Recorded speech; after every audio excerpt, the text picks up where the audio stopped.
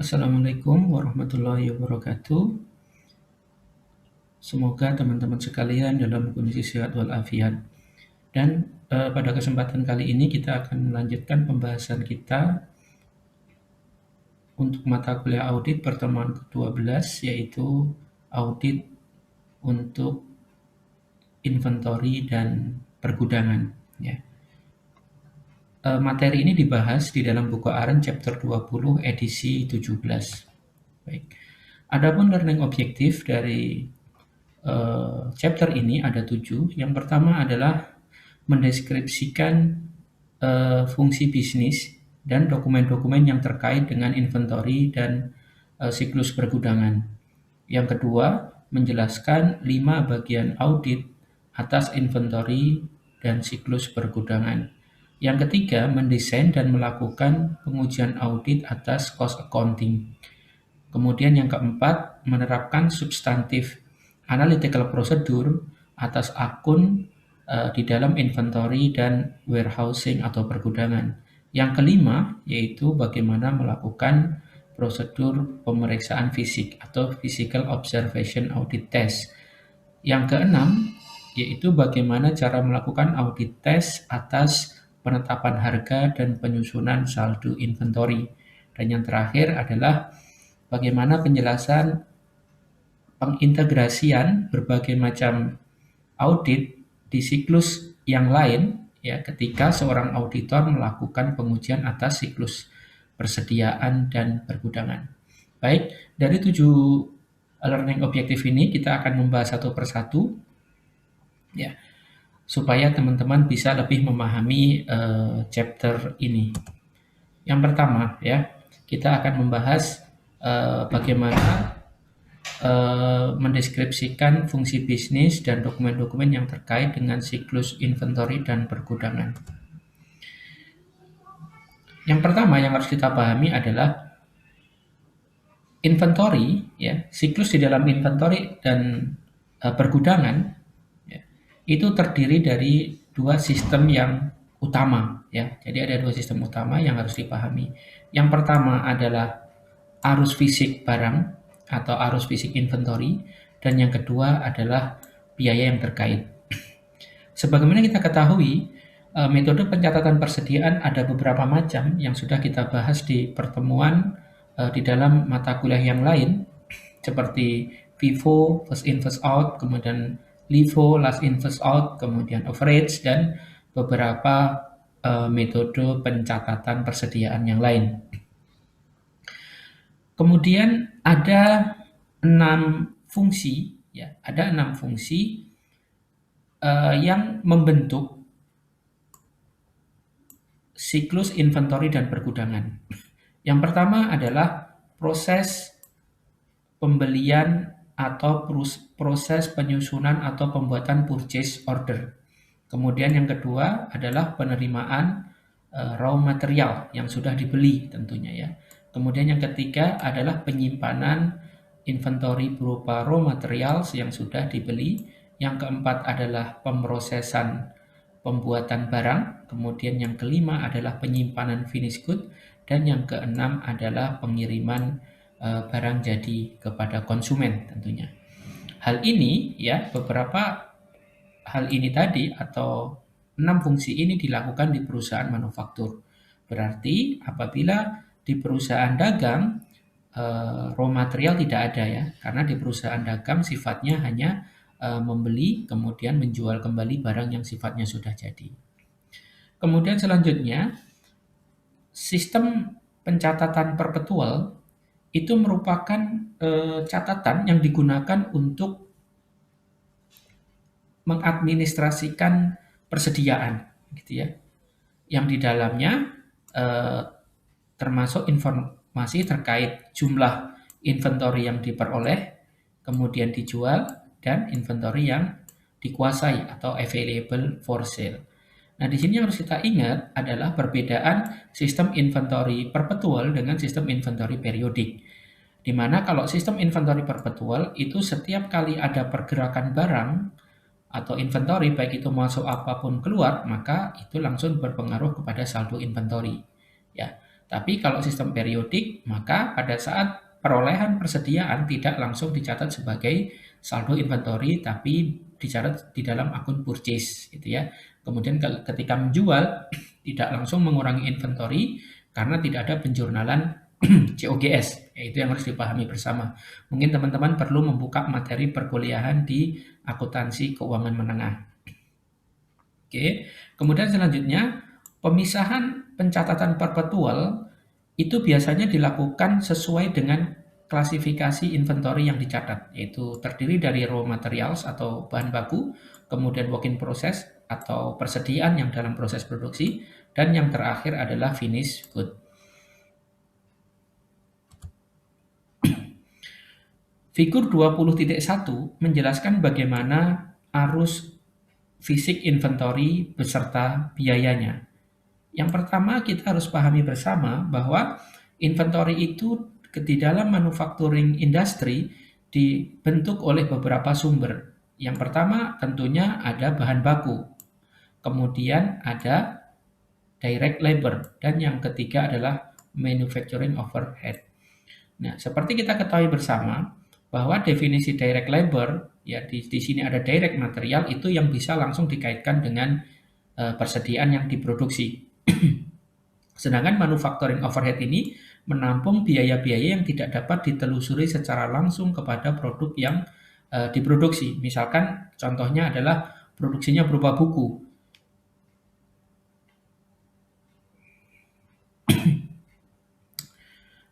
Ketika memproduksi buku, maka raw materialnya adalah kertas, gitu ya. Kemudian indirect materialnya yang dimasukkan ke manufacturing overhead bisa jadi seperti lem, atau misalkan perekat, atau misalkan bahan baku yang lainnya. Kemudian direct labor adalah yang biaya yang langsung terkait dengan proses produksi buku tersebut.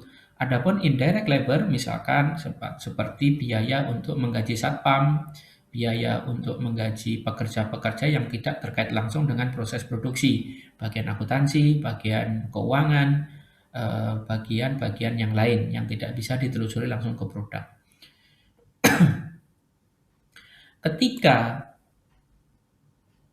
tiga item biaya ini disatukan dalam suatu proses produksi, maka menghasilkan yang namanya working process, yaitu persediaan dalam proses produksi. Dan apabila persediaan di dalam proses produksi ini telah selesai, maka akan dipindahkan ke finished good atau barang jadi. Dan ketika finished good ini telah laku dijual, maka biayanya maupun fisiknya akan dipindahkan ke akun COGS atau cost of goods sold, gitu ya.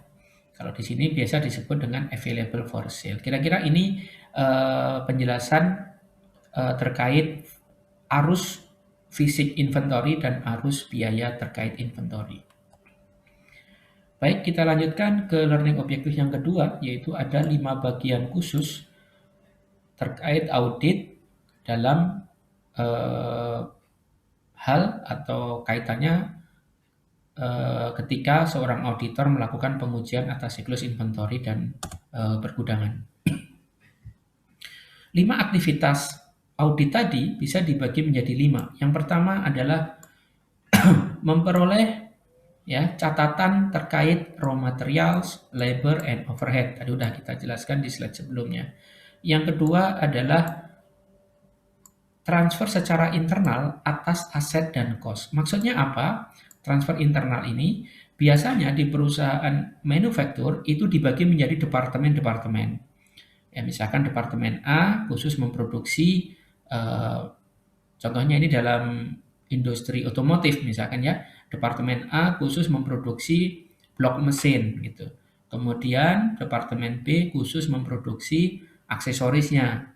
Kemudian departemen C yang melakukan assembling. Maka transfer biaya dari satu departemen ke departemen lain itu juga menjadi salah satu aktivitas yang menjadi perhatian bagi auditor. Kemudian yang ketiga adalah pengiriman barang dan pencatatan atas pendapatan dan biaya. Tentu kedua hal inilah nanti yang akan menghasilkan gross profit. Kemudian yang kelima adalah pemeriksaan fisik barang. Ini sifatnya wajib ya bagi pencatatan persediaan, di mana tiap akhir periode akuntansi harus dilakukan cek fisik atas barang yang ada di gudang, kemudian dibandingkan dengan catatan, sehingga diketahui yang namanya inventory short and over, ya. Kemudian yang kelima adalah penetapan harga dan pengumpulan inventory atau pengelompokan inventory. Ini kira-kira 5 aktivitas di dalam siklus audit inventory. Jadi sebenarnya kelima siklus ini mengikuti siklus yang dilakukan oleh pihak manajemen ketika melakukan pemrosesan atau produksi inventory.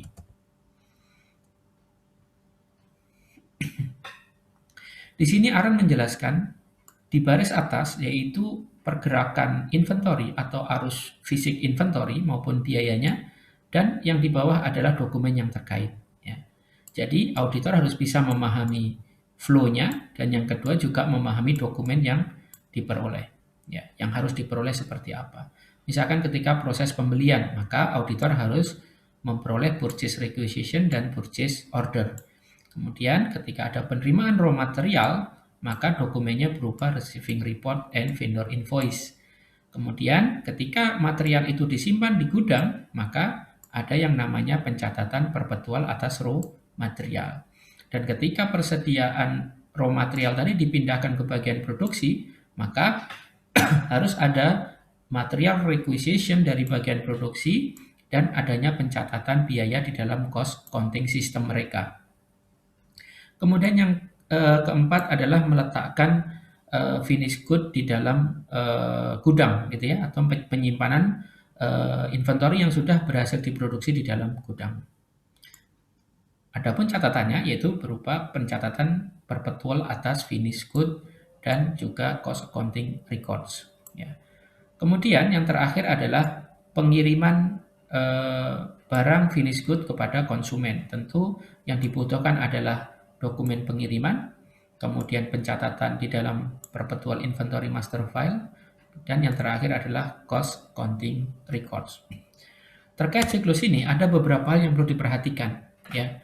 Yang pertama adalah pencatatan yang dilakukan oleh perusahaan itu harus dibandingkan dengan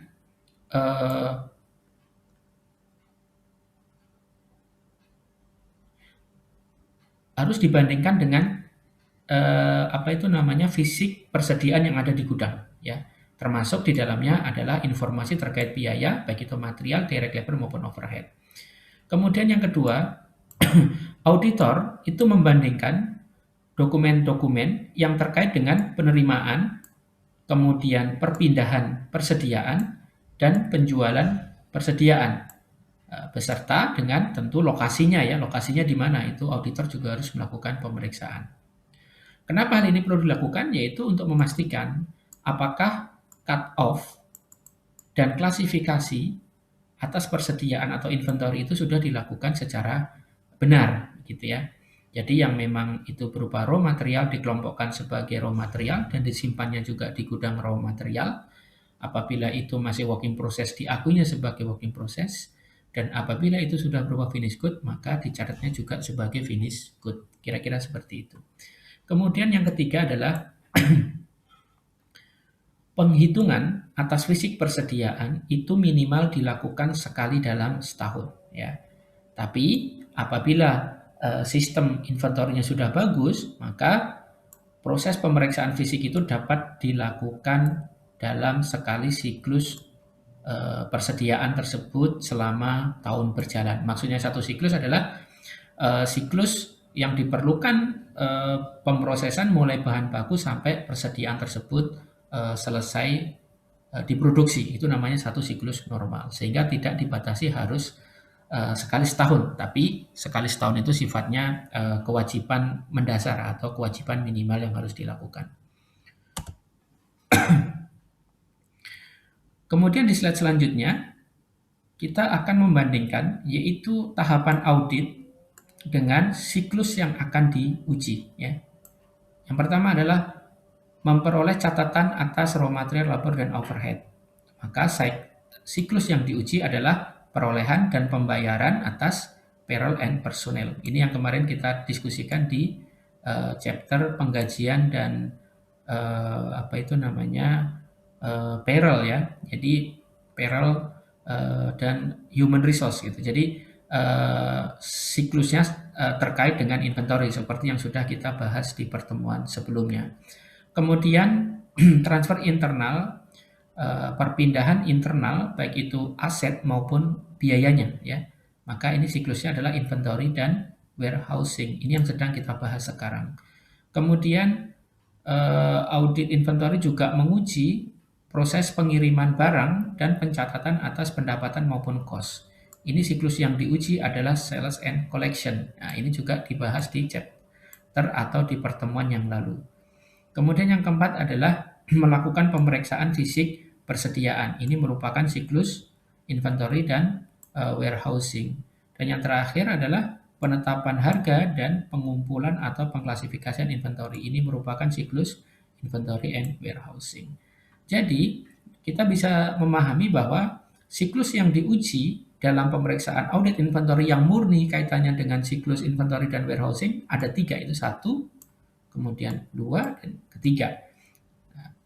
Dan auditor dalam melakukan pengujian atas inventory mau tidak mau harus menguji siklus sales and collection, kemudian siklus acquisition and payment, payroll maupun personel. Jadi ini yang saya sampaikan kemarin bahwa satu akun bisa terlibat di dalam beberapa siklus, begitu ya. Jadi ketika seorang auditor memperoleh tugas untuk melakukan pengujian inventory, maka auditor tersebut harus bisa memahami siklus yang terkait ini. Kira-kira seperti itu ya.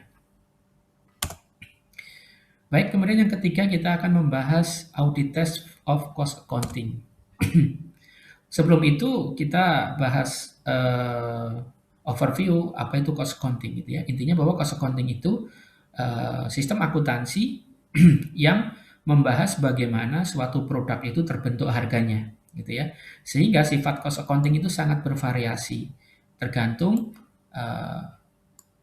banyaknya inventory maupun kesulitan inventory tersebut diproduksi. Misalkan cost accounting di perusahaan mobil tentu berbeda dengan cost accounting di perusahaan makanan misalkan ya, atau cost accounting di percetakan buku tentu akan berbeda dengan cost accounting di pabrik yang memproduksi batik cetak ya.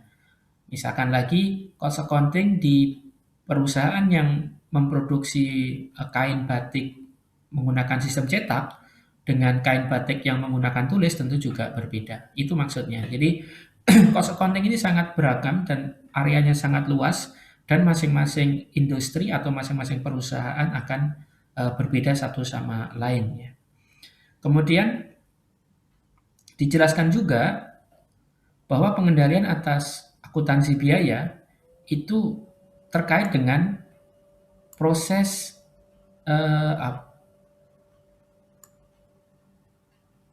pengidentifikasian ya, pergerakan fisik inventory dan penelusuran biaya. Kenapa? Karena bisa saja ketika suatu perusahaan memproduksi lebih dari satu jenis inventory, ada biaya-biaya tertentu yang sifatnya itu joint cost, yaitu satu biaya diserap oleh beberapa inventory, gitu ya.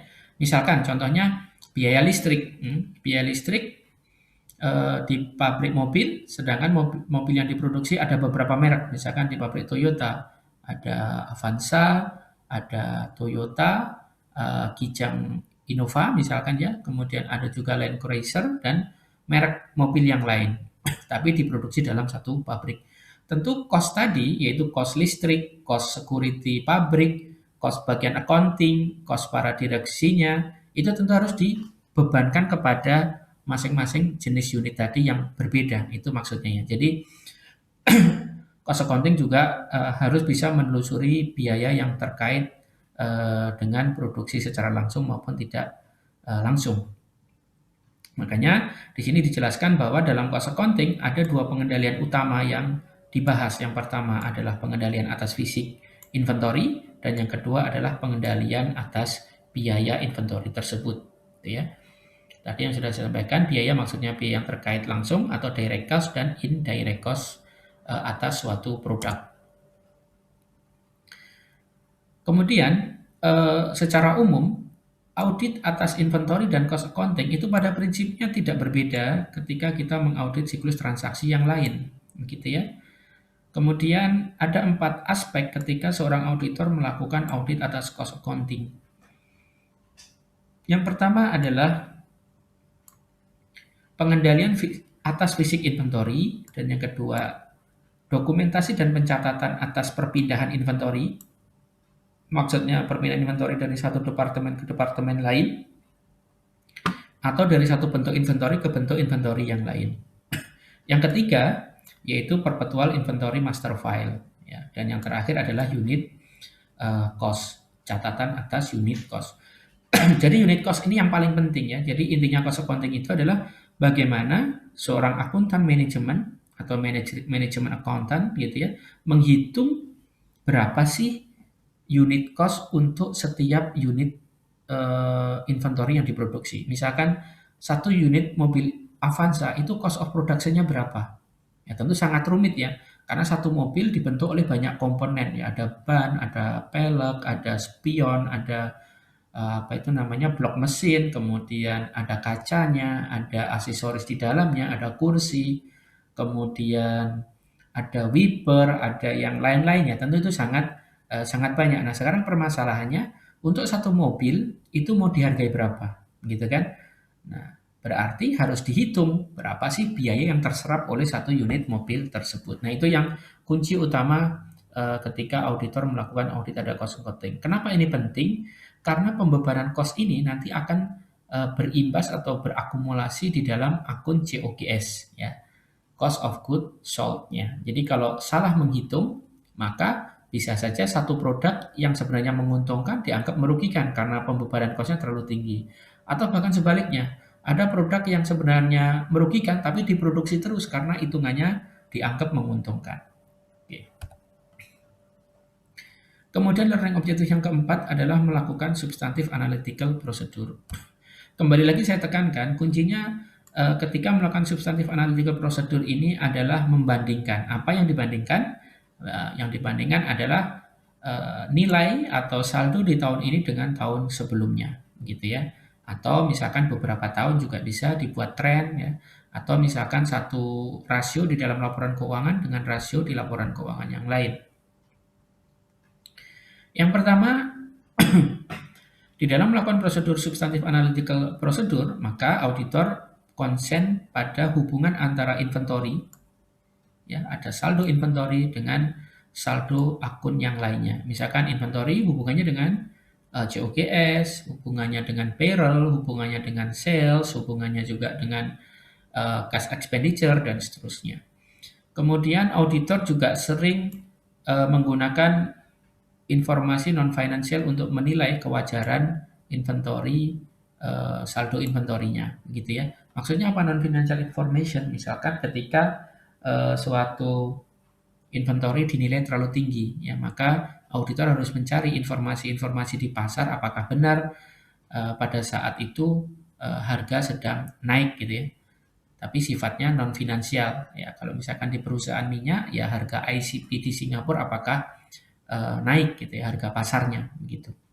Atau bisa aja non financial information ini misalkan ketika salesnya itu dilaporkannya sangat banyak, maka non financial information bisa diperoleh oleh auditor dari mengumpulkan informasi-informasi dari media cetak, media massa maupun dari media sosial. Apakah benar pada saat itu produk yang sedang diaudit oleh auditor tadi ya sedang booming dan dibeli oleh banyak konsumen ya. Kemudian yang ketiga adalah inventory itu secara umum atau bahkan seringkali itu merupakan aset yang terbesar di dalam neraca, sehingga auditor harus memberikan perhatian khusus ketika melakukan pengujian persediaan.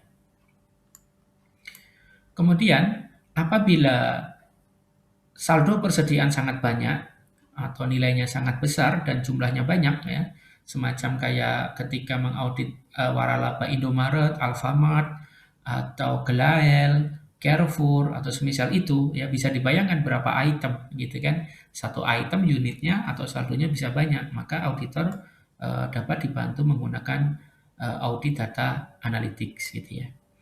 Selain itu, auditor juga dapat menggunakan software-software tertentu untuk melakukan pengujian persediaan yang sedang diaudit. Nah, adapun softwarenya ini bisa macam-macam ya, tergantung dengan kebutuhan dan besarnya data yang dikelola oleh klien yang sedang diaudit. Ini beberapa contoh, ada 5 contoh yang Aaron jelaskan di dalam bukunya.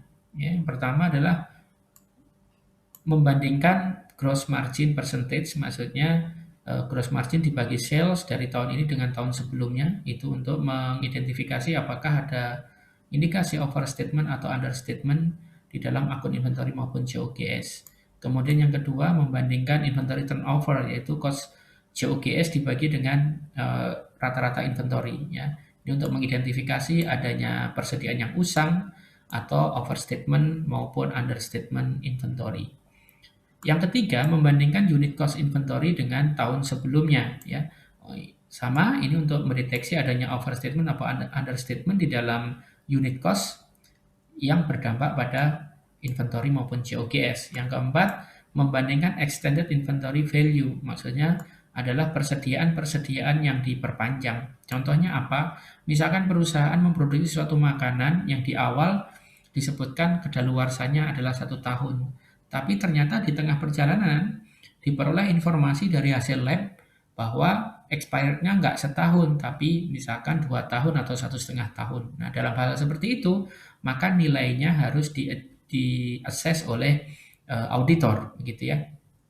Kemudian yang kelima adalah membandingkan manufacturing cost tahun ini dengan tahun sebelumnya. Ya, hal ini perlu dilakukan untuk mendeteksi adanya resiko misstatement atas penyajian unit cost of inventory, terutama terkait biaya pekerja langsung atau direct labor, kemudian manufacturing overhead. Yang kedua, biaya ini berpengaruh secara langsung terhadap akun inventory maupun COGS. Kemudian learning objektif yang kelima adalah bagaimana cara melakukan cek fisik atau physical observation atas inventory. Tadi sudah kita jelaskan bahwa ini merupakan prosedur wajib yang harus dilakukan oleh auditor. Yang pertama adalah auditor harus memperoleh dan memahami sifat bisnis klien. Ya, kalau misalkan dia perusahaan rokok, berarti auditor harus mempelajari itu persediaan rokok itu apa saja. Misalkan ada tembakau, kemudian ada bungkusnya, ya, kemudian ada plastik pembungkusnya dan semisal itu.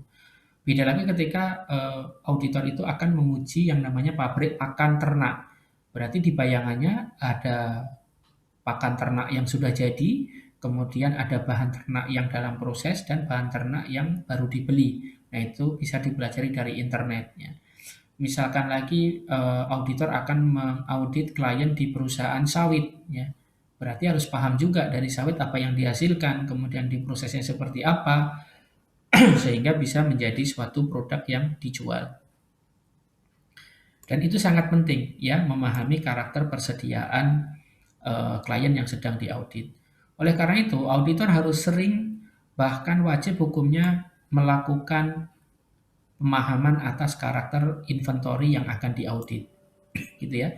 Hal ini bisa dilakukan dengan cara misalkan auditor melakukan tour atau observasi ke gudang, ke pabrik, begitu ya, sehingga punya bayangan kira-kira bagaimana sih persediaan itu ketika diterima, disimpan, diproduksi, kemudian direncanakan, dan yang terakhir adalah bagaimana catatan itu disimpan.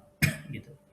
Kemudian yang sangat penting adalah beberapa prosedur yang harus diperhatikan atau harus dilakukan oleh auditor ketika melakukan cek fisik persediaan adalah yang pertama, auditor harus hadir pada saat klien melakukan penghitungan inventorinya. Yang kedua, auditor harus mengobservasi atau mengamati bagaimana prosedur yang diterapkan oleh klien ketika menghitung persediaan. Kemudian yang ketiga, auditor harus melakukan wawancara kepada personel klien terkait prosedur yang sudah diterapkan dalam menghitung persediaannya. Kemudian yang keempat, auditor juga harus melakukan uji petik untuk melakukan penghitungan ulang atas fisik persediaan yang sudah dihitung oleh klien sebelumnya.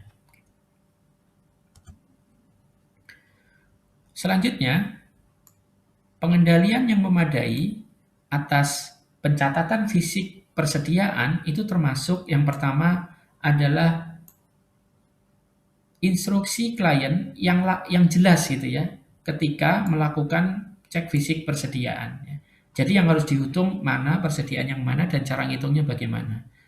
Karena tidak semua persediaan bisa dihitung dengan kasat mata. Misalkan ya, saya pernah mengalami menghitung volume minyak yang ada di tangki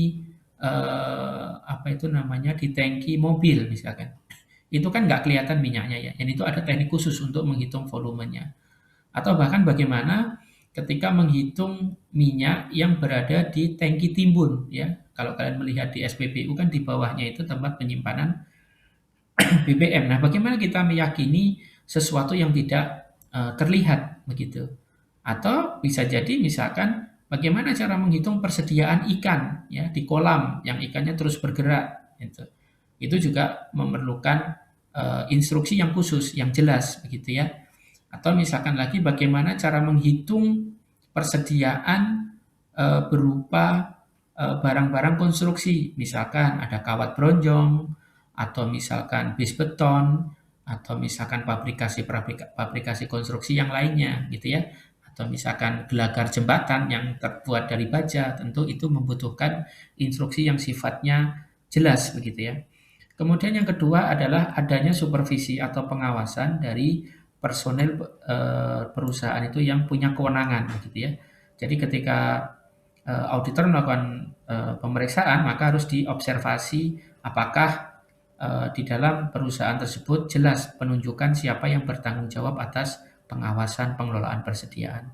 Yang ketiga yaitu adanya independent internal verification. Misalkan yang pernah saya temuin adalah di suatu entitas ya, pada saat pengelola persediaan itu melakukan atau menyatakan persediaan ikan mati, apakah ada semacam verifikasi internal yang dilakukan secara independen, misalkan oleh bagian lain atau misalkan oleh atasannya, begitu ya, sehingga tidak serta-merta persediaan itu dinyatakan rusak atau dinyatakan berkurang ya atau mati oleh satu pihak saja. Kemudian yang keempat adalah harus ada independent reconciliation. Misalkan bagian produksi rekonsiliasi dengan bagian gudang ya. Apakah barang yang diklaim oleh pihak pabrik sudah selesai itu benar-benar cocok dengan barang yang diterima oleh pihak gudang. Jadi seharusnya kan produk jadi yang keluar dari pabrik itu sama dengan produk jadi yang masuk ke gudang penyimpanan. Begitu juga barang jadi yang keluar dari gudang penyimpanan itu harus sama dengan produk yang diakui sebagai penjualan di bagian penjualan. Itu maksudnya. Jadi harus ada rekonsiliasi secara independen untuk memastikan bahwa fisik persediaan itu sudah sesuai dengan kondisi dan jumlah yang senyatanya.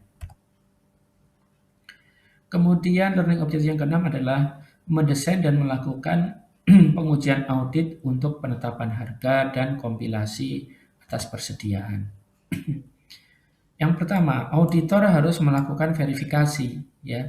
Apakah fisik persediaan, jumlah fisik persediaan yang dilaporkan di dalam laporan perpetual itu sudah benar harga maupun unitnya begitu ya. Maupun klasifikasinya tentunya. Itu yang harus dipastikan. Bisa dibayangkan kalau seorang auditor sedang mengaudit produsen ballpoint gitu ya. Misalkan ballpoint pilot, ya satu merek pilot, tipenya bisa macam-macam begitu. Nah, apakah ketika di situ disebutkan bahwa saldo persediaan ballpoint pilot tipe A adalah 1000 unit. Nah, apakah benar 1000 unit itu tipe A? Jangan-jangan yang 1000 unit itu tercampur dengan yang tipe B misalkan, atau harganya ketukar apa enggak gitu ya. Itu harus dipastikan. Yang kedua, pengujian atas harga barang itu termasuk pengujian apakah unit price tadi yang sudah saya sampaikan yang ditentukan oleh si klien tadi benar apakah tidak. Misalkan contohnya kayak pengalaman saya menanyakan ke Pertamina, misalkan untuk BBM bensin, Pertamina memproduksi ada beberapa. Yang pertama ada Premium, ada Pertalite, kemudian ada Pertamax, kemudian ada Pertamax Plus, itu ada 4. Nah, sedangkan tangki yang digunakan, bahan bakunya sama, instalasi produksi yang digunakan sama, pekerja yang digaji untuk memproduksi juga sama, begitu ya. Terus bagaimana cara membebankan cost of production ke masing-masing liter jenis apa itu namanya jenis bensin tadi, begitu. Seperti itu kira-kira. Atau contoh lagi di kereta KAI, pernah saya tanyakan eh, kereta itu kan satu apa namanya satu rel itu dilewati oleh semua jenis kereta ya, ketika jalurnya sama, baik itu kereta ekonomi maupun kereta bisnis maupun eksekutif. Nah, sekarang bagaimana cara pihak KAI itu menghitung sewa rel itu atau sewa atau biaya-biaya perawatan stasiun itu kepada konsumen ekonomi, konsumen bisnis maupun konsumen eksekutif. Bagaimana cara mendistribusikan biaya-biaya yang sifatnya joint allocation tersebut. Nah, itu bisa menjadi diskusi yang panjang, lebar, dan bahkan debatable begitu ya. Karena masalah alokasi biaya itu tepat ataukah tidak.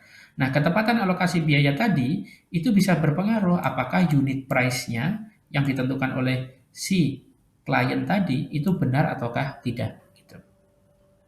Kemudian yang ketiga adalah inventory compilation test. Itu termasuk yaitu apa namanya ringkasan atas inventory yang dibuat oleh klien, kemudian penghitungan ulangnya atas waktu maupun unitnya, kemudian footing penjumlahan ke bawah maupun penelusuran atas total saldo inventory ke general ledger-nya. Ya. Jadi ada beberapa yang harus dicek yaitu tracing, footing, recalculation dan summarization. Gitu ya. Ini beberapa prosedur yang harus dilakukan. Selanjutnya, pengendalian internal yang bagus terkait dengan penelusuran unit cost itu harus terintegrasi antara proses produksi dengan pencatatan akuntansinya.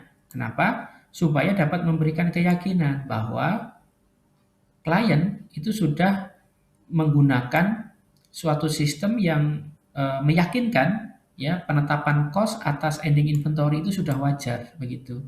Nah, inventory yang wajar seperti apa? Jadi nilai inventory itu menggambarkan biaya yang diserap oleh si inventory itu. Bisa yang terdiri dari biaya direct labor berapa, direct material berapa, kemudian factory overhead-nya berapa. Itu maksudnya. Jadi kalau pembebanannya nggak pas, maka nilai inventory-nya juga menjadi tidak akurat.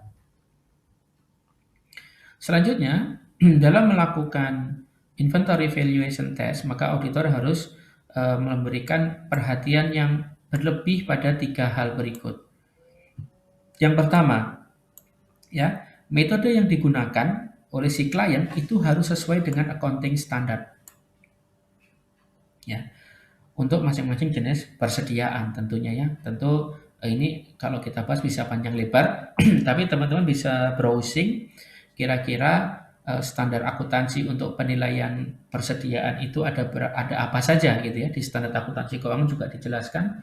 Bisa menggunakan biaya perolehan, bisa menggunakan biaya produksi, bisa menggunakan market price gitu ya, bisa menggunakan current replacement cost, bisa menggunakan lokom dan seterusnya gitu. Itu banyak, itu materinya dibahas di apa itu keuangan tingkat menengah ya atau intermediate accounting. Kemudian yang kedua adalah apakah penerapan metode tadi itu sudah konsisten ataukah tidak gitu ya. Jadi tidak boleh tahun ini menggunakan FIFO, besok menggunakan average, nanti berubah lagi menggunakan FIFO lagi. Terus tahun berikutnya menggunakan lokom tanpa ada alasan yang jelas. Itu juga tidak boleh gitu ya. Kemudian yang ketiga adalah penilaian atau pembandingan antara cost ya biaya perolehan persediaan dengan market value itu harus dipertimbangkan. Tadi sudah saya sampaikan, ada satu metode yang namanya LOCOM ya. LOCOM itu lower of cost or market. Jadi lebih rendah mana antara cost ataukah market. Nah, di sini akan nanti persediaan itu nilainya bisa turun atau bisa naik. Ya, nanti ada namanya impairment, ada nilai pemulihan lagi. Itu dibahas lebih detail di akuntansi keuangan menengah. Kemudian learning objektif yang ketujuh adalah bagaimana cara mengintegrasikan berbagai macam bagian dari audit ketika auditor melakukan pengujian atas siklus persediaan dan pergudangan. Jadi sudah saya jelaskan di slide-slide sebelumnya bahwa pengujian inventory dan pergudangan ini tidak bisa berdiri sendiri ya. Karena pengujiannya harus dilakukan secara terintegrasi dengan beberapa siklus. Yang pertama adalah siklus perolehan dan siklus pembayaran. Yang kedua siklus payroll and personnel cycle. Kemudian siklus penjualan dan collection cycle. Yang keempat adalah pengujian atas cost accounting, dan yang terakhir adalah pengujian fisik inventory, penetapan harga, dan compilation. Inilah yang harus dipahami oleh auditor ketika melakukan audit inventory. Jadi tidak bisa dilakukan berdiri sendiri hanya fokus pada satu siklus, tapi auditor harus paham siklus-siklus mana saja yang terkait atau pembentuk inventory gitu. Baik, demikian penjelasan yang sederhana ini. Semoga bisa membantu teman-teman untuk memahami bagaimana cara mengaudit siklus inventory dan siklus pergudangan beserta siklus-siklus yang terkait lainnya. Demikian materi ini saya sampaikan. Apabila ada kurang lebihnya saya mohon maaf yang sebesar-besarnya. Akhirul kalam, wassalamualaikum warahmatullahi wabarakatuh.